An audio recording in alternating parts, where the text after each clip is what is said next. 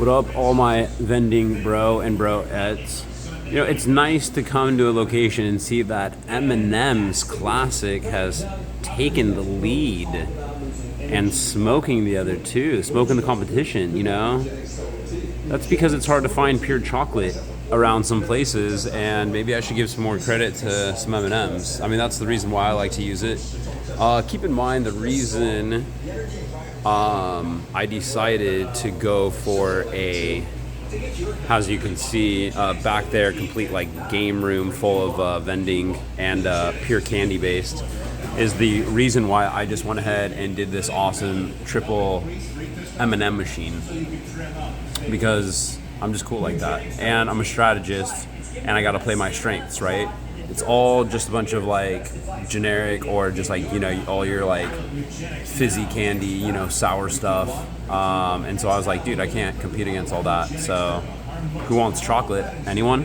And it looks like they do. So this ended up getting set up 3-6, I want to say. So it's been, now that we're at, I think, around 8:15. 8:15? No, 7:15. 7:15. You know, this machine's kind of cool. It looks like there's, is there one? Oh, I'm gonna sit you down for a second.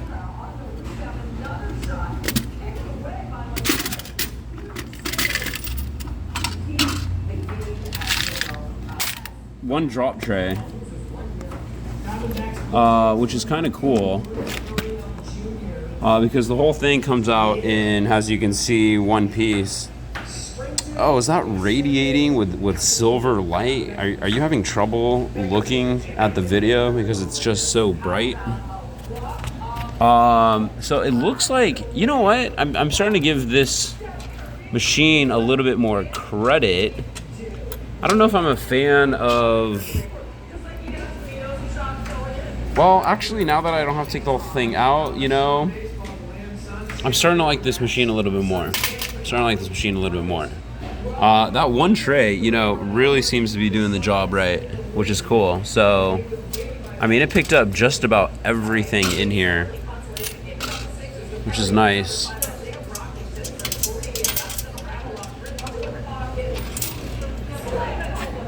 So, roughly this has been, you know, I really do like that tray. I mean, that just makes my life so much easier.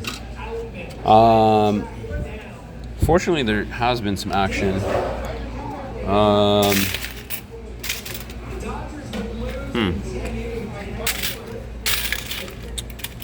we're just gonna have to count this up. Don't really have a choice. It's times like these where a coin machine counter would probably be best, just to save time, right? Because right now I am limited on time, and I got to hit up some other locations today, and it's kind of taken away from my favorite thing, which is going to go eat. And then I was planning on going to the beach to go set up a new location at the bar.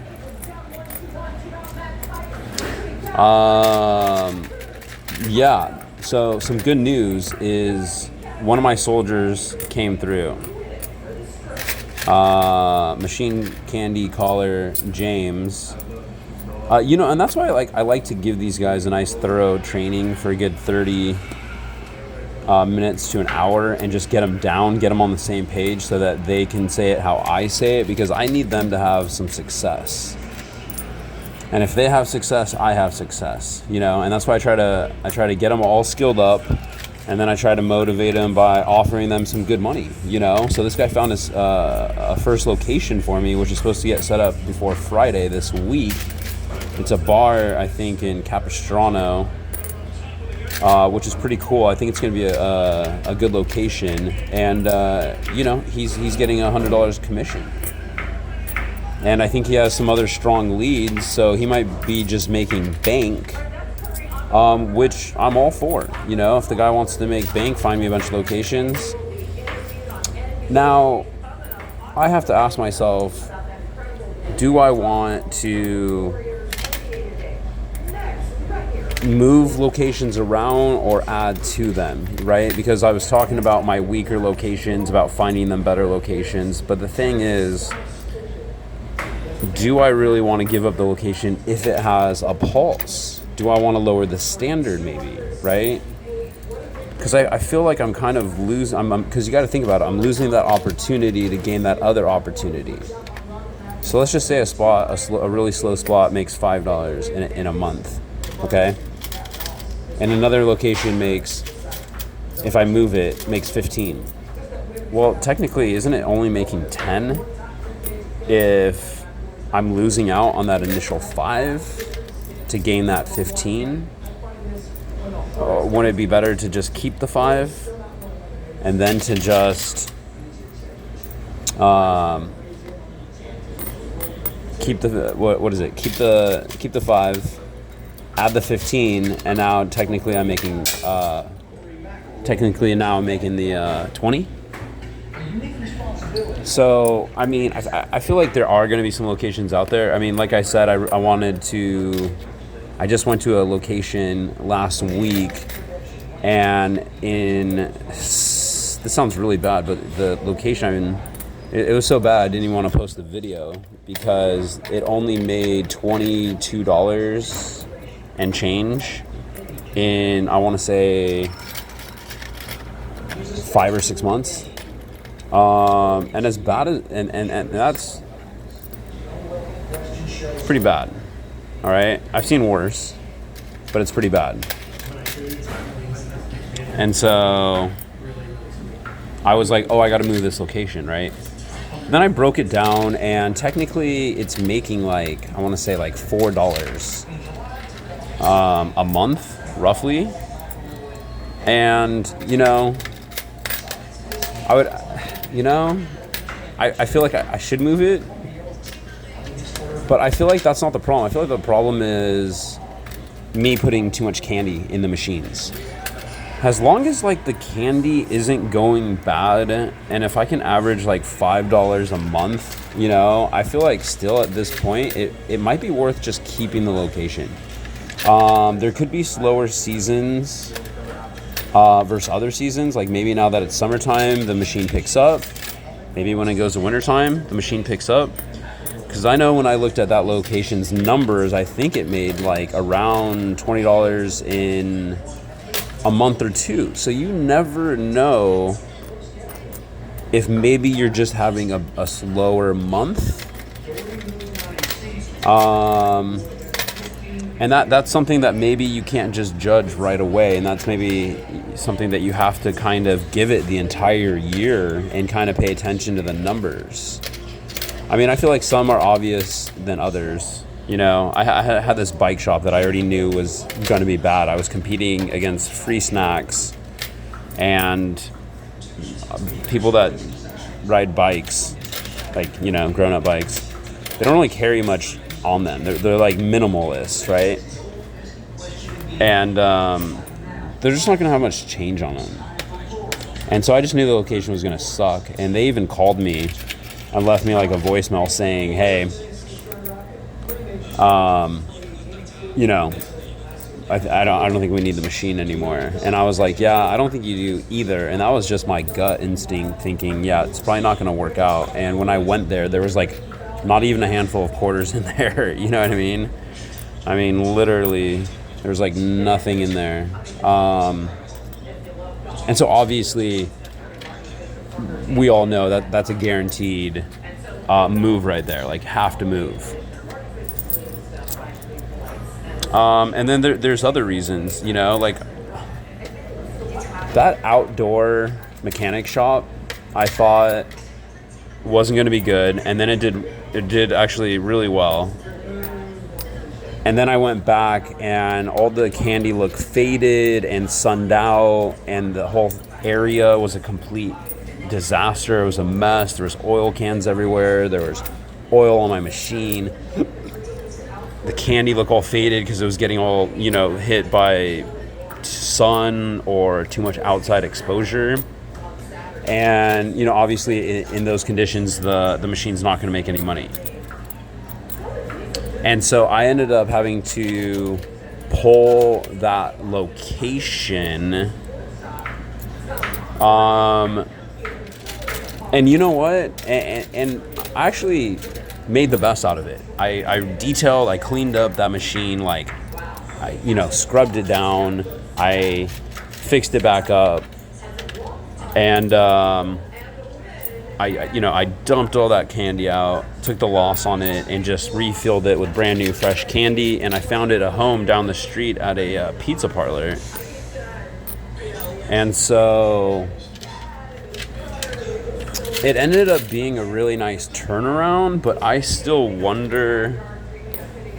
And the thing is that the guy that works that location, such a nice guy, like he didn't even take my offering of 20%, and there was always all those kids washing the cars around there, buzzing around. So even though it wasn't a good location for customers, I thought it was a great location for employees. And that's something that you don't want to neglect or forget about. Nonetheless, though, I feel like and like I said, I can still go back there, and I might.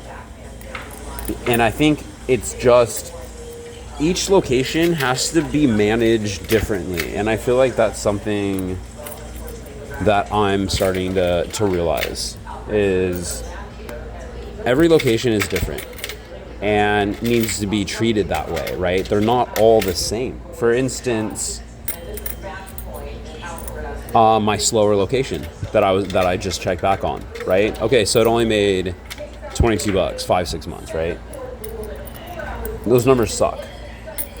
But I mean, to get rid of it, I feel like would be, I would be taking a loss, right? A small loss, but still, it has a pulse. I'm taking a loss of around $4 a month, when really I could just manage it better, which would be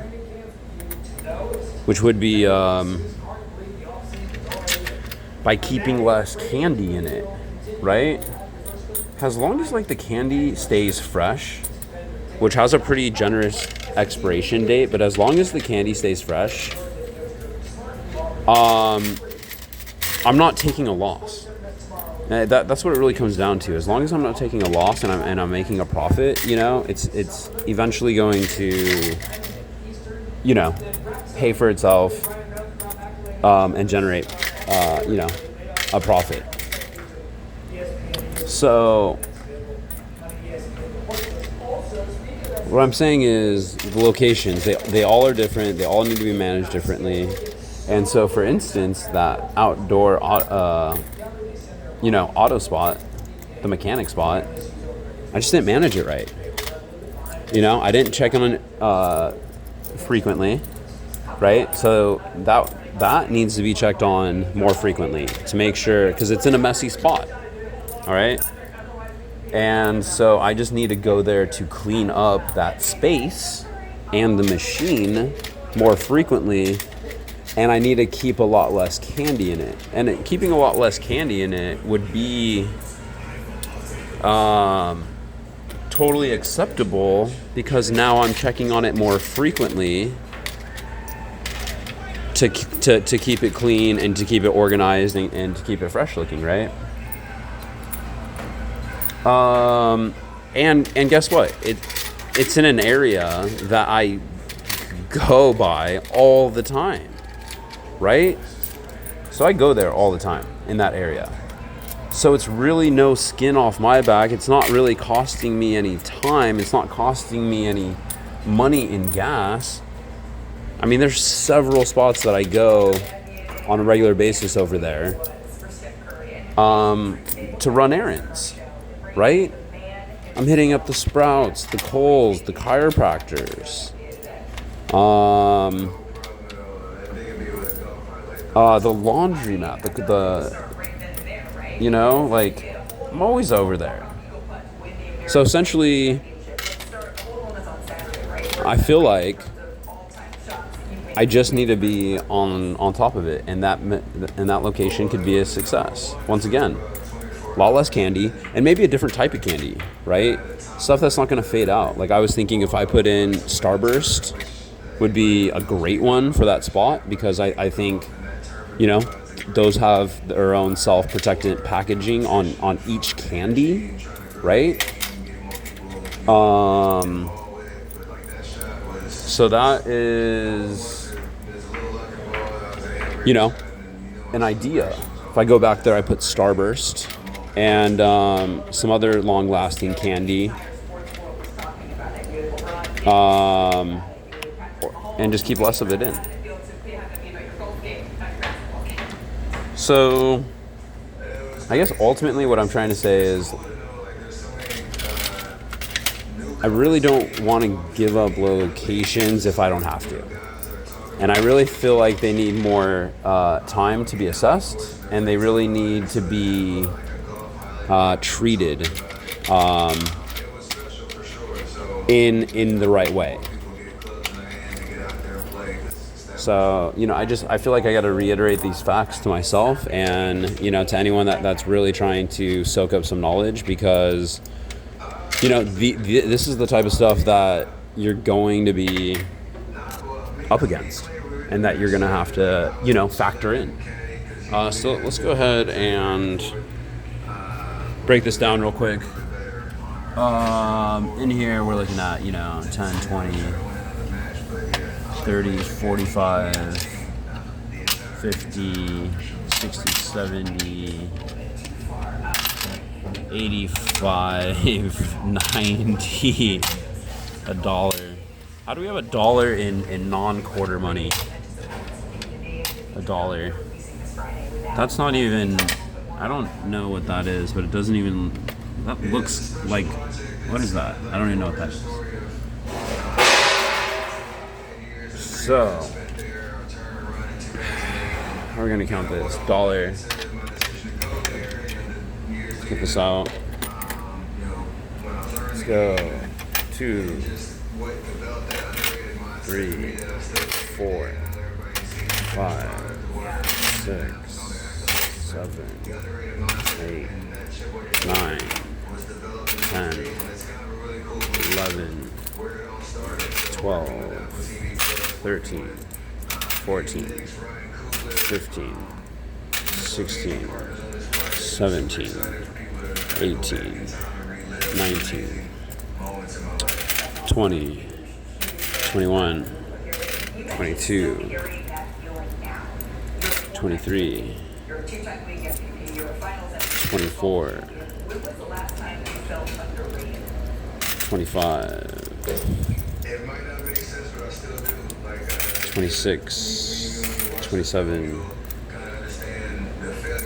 28, 29, 30, 31, 32, 33, 34, 35, 36, 37, 38, 39, 40, 41, 42, 43, 44, 45, 46, 47, 48, 49, 50, 51, 52, 53, 54, 55, 56, 57, 58, 59, 60, 61, 62, 63, 64, 65, 66, 67, 68, 69, 70, 71, 72, 73, 74, 75, 76, 25, and some mystery coin. 76, 10% of 76 is 7.6 times 2. So you're looking at 7.5 times 2 is 15. So 15 for 20% is going to the house. But then 7.6, you got 0.1, 0.2, right? So it's close. 75 is straight. So 20% of $1. So yeah, so 15.25 is going to the house, brings us down to 60, and I think that's in 4 months, roughly. So 60 divided by 4, we're talking about 60 divided by 4, you know, that's 15, 15, 15. That's exactly the goal. That's the prime number. That's like 15 a month. All right, good times. Gonna peel off the 20% and move on to the next location.